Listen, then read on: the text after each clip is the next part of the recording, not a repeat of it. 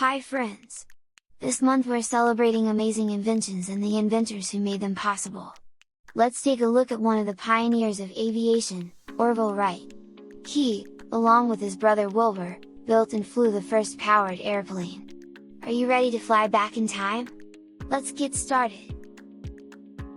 Orville Wright was born on August 19, 1871, in Dayton, Ohio, USA. Orville Wright was the sixth of 7 children in a busy and curious family.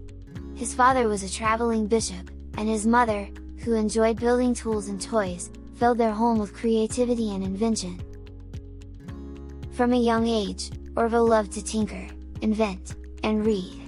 But one special moment stood out, when his father gave him a toy helicopter powered by a rubber band. That little flying toy lit a spark in Orville's imagination. A spark that would one day take him all the way into the sky. Orville and his brother Wilbur Wright invented the first airplane that really worked and could fly with a pilot on board. The brothers were inspired by birds and kites. They watched how birds moved their wings and experimented with toy gliders. On December 17, 1903, Orville made the first successful flight in history.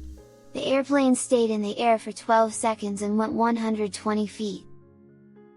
Their plane was called the Wright Flyer, and it was made of wood, cloth, and bicycle parts. Orville and Wilbur owned a bicycle shop before becoming inventors. Working with bicycles helped them understand balance and motion. Orville loved science and building things, even as a child. He once made his own printing press out of old junk. Orville's homemade printing press was built with scrap wood, old parts, and even a tombstone roller, proof that imagination can turn anything into something great. He believed that learning by doing was the best way to discover new things, a great message for all young inventors. Orville Wright lived to see airplanes used in war, mail delivery, and even passenger travel.